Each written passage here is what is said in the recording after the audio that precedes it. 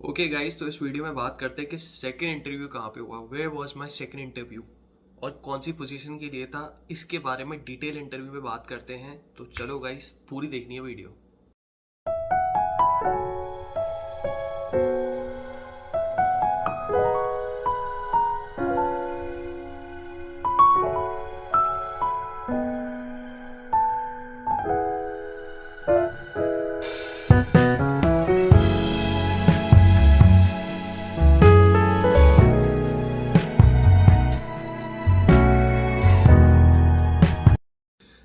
Hello guys, I hope you are doing great और सब खैर खैरियत से होंगे। Today's video is all about how was my second interview, where it was, what the position was and था कहाँ पे।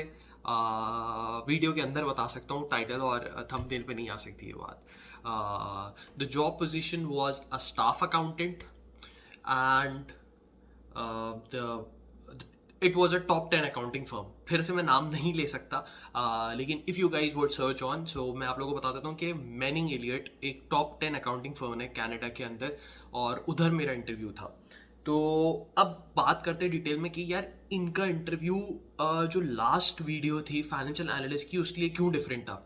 फर्स्ट ऑफ ऑल का चक्कर तो ये था कि भाई जो the last interview position was a financial analyst and this time the interview was for a staff accountant position.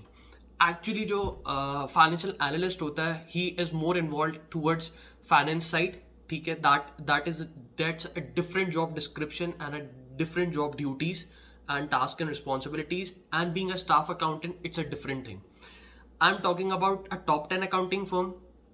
When I'm talking about a top 10 accounting firm, and then I'm talking about a position of staff accountant, this means that a person has to look after audit, a person has to look after his tax, a person need to look after a review and other engagements as well. So actually जो है ना, वो staff accountant को ये लोग auditor भी कहते हैं, लाइक डायरेक्ट ऑडिटर नहीं कहते हैं, लेकिन टॉप 10 अकाउंटिंग फर्म्स जो हैं वो उसमें अब हम कहते हैं ना कि यार like in a home country what happens, he is an auditor, he is an accountant. तो ये लोग जो है वो मेजॉरिटी, लाइक वास्ट मेजॉरिटी जो है वो अकाउंटेंट और ऑडिटर को एक ही ट्रीट करती है।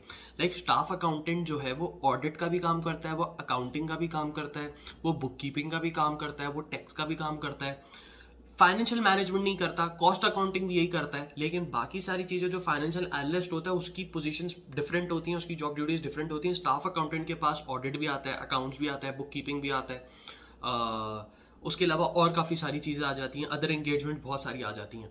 तो staff accountant interview was really great, बहुत अच्छा इंटरव्यू हुआ था। इधर एक ही बंदे ने मेरा इंटरव्यू लिया था और ये प्योरली नॉलेज बेस्ड इंटरव्यू हुआ था। उसने मुझसे, अगर if someone wants to get into audit field, it's a good, but staff accountant is like, जो स्टाफ अकाउंटेंट की पोजीशन होती है in a top 10 accounting firm, they expect you to be good on financial reporting standards.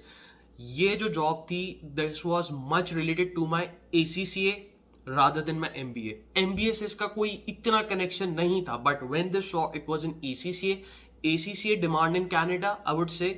सो ये ACC के basis पे समझो interview call आया था, रादर देन मैं कहूँ कि MBA के बेसिस पे आया था। बट जो फाइनेंशियल एनालिस्ट वाली पोजीशन थी सॉरी, वो MBA के बेसिस पे और ACC के बेसिस दोनों पे आई थी। बट ये जो पोजीशन थी ये मुझे ACC के बेसिस पे आई थी, क्योंकि मैंने अपनी ACC की ट्रांसक्रिप्ट भी इनको भेजी थी, अपनी MBA की भी ट्रांसक्रिप्ट इनको भेजी थी।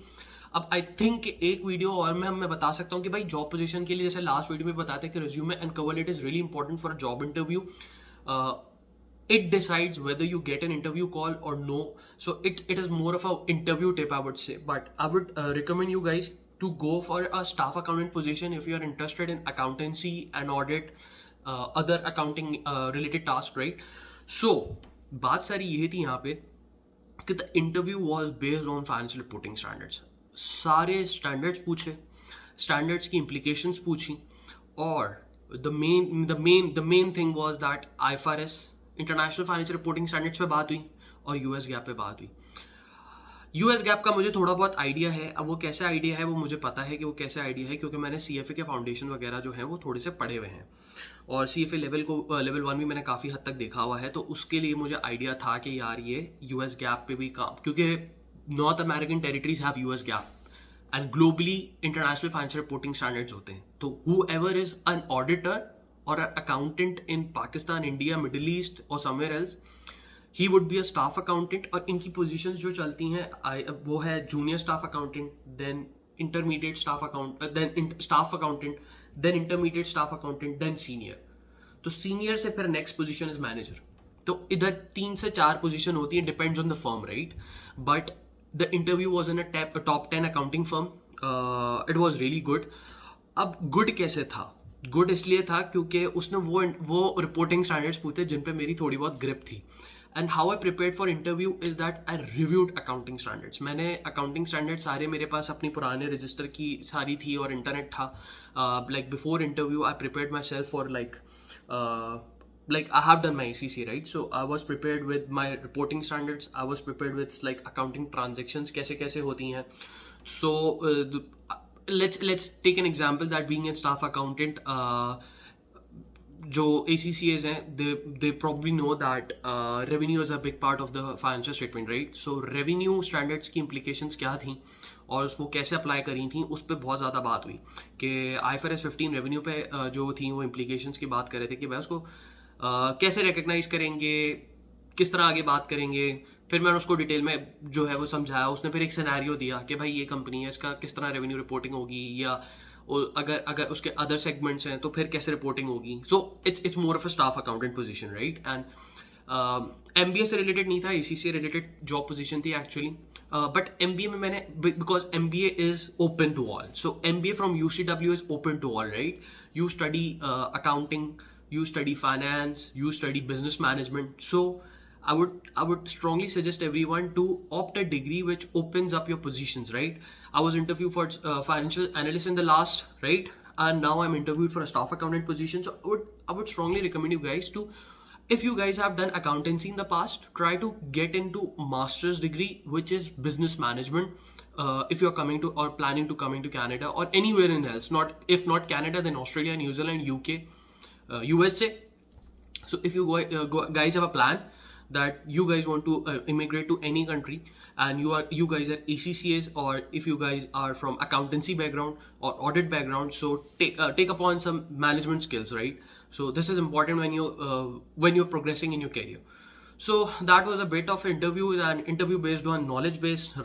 The previous one was behavioral based and situational based, but this one was really उसमें थे लाइक उसके अंदर सिचुएशंस थी, but it wasn't like direct नहीं था. बट डायरेक्टली जो उसने मुझसे पूछे ना, वो रिपोर्टिंग स्टैंडर्ड्स पूछे, IFRS पे कहानी शुरू कर दी उसने.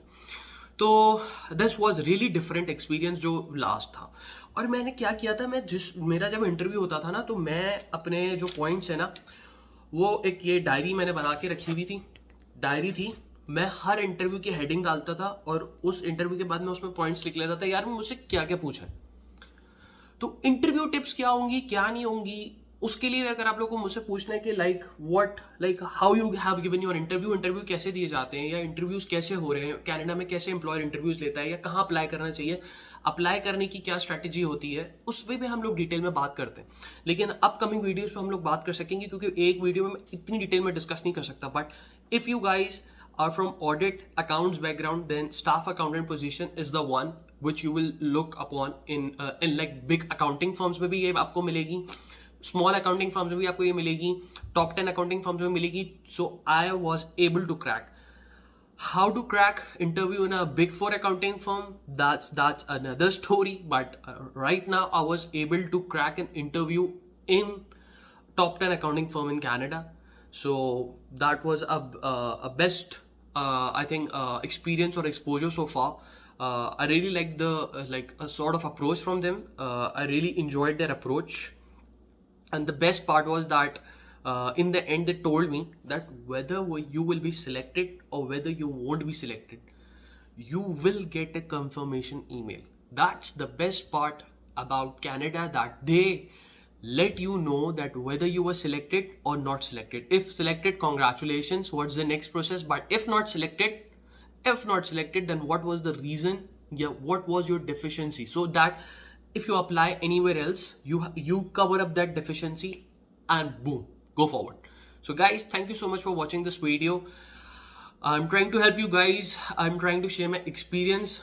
I'm being transparent. I'm being transparent in every bit of information I'm giving you guys, but I can't like reveal my privacy of the company's name and everything. I do this in once in a video so that you guys can search upon.